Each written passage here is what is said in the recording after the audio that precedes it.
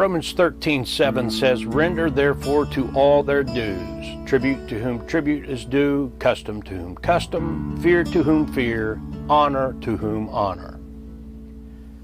Over the years, we've tried to help folks understand that Memorial Day is not Veterans Day. But you'll see all over the place people saluting our veterans for their service on Memorial Day. Now, it's fine to thank a veteran for their service any day or any time, although some of them don't really like all that attention, but that's a discussion for another time. But the actual holiday set aside for doing that is Veterans Day, observed November 11th every year. Memorial Day is a day specifically established for the purpose of honoring the memory of those who died while serving our country, either in combat or in training or other service in uniform.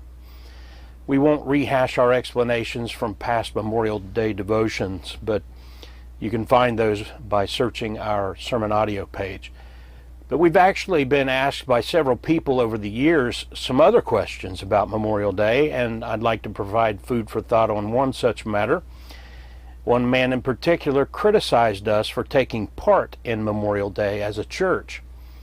Now, we don't do much, really, but we decorate a little at our church, at the building, and we acknowledge Memorial Day, and we also teach our folks what the purpose is and how Christians can take part.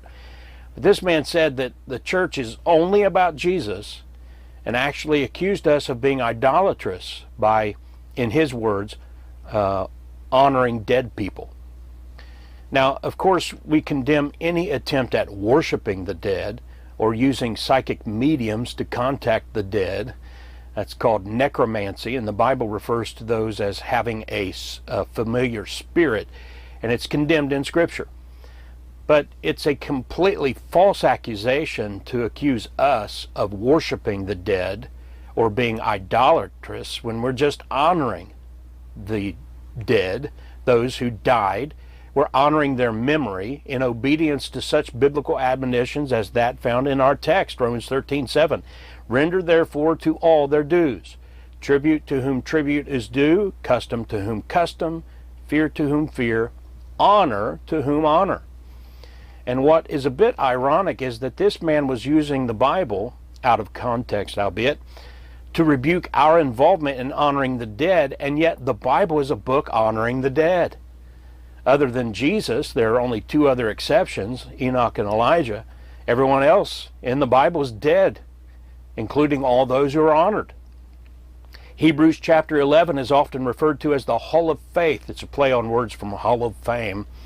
And it's a tribute honoring the dead saints for their acts of faith in Scripture. The first martyr, Abel, is honored in Hebrews 11:4. "By faith Abel offered unto God a more excellent sacrifice than Cain, by which he obtained witness that he was righteous, God testifying of his gifts, and by it he being dead yet speaketh." So accusing those of us who are honoring the dead of necromancy or idolatry is nothing short of imbecility and absurdity.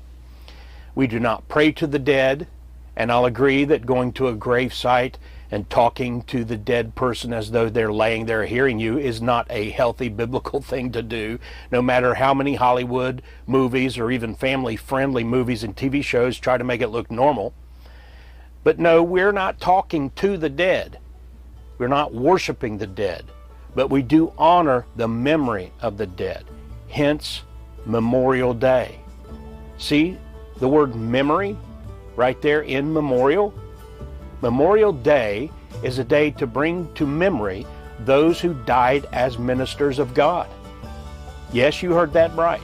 God says that those we honor on Memorial Day who died in service of our country, serving God and country, were His ministers.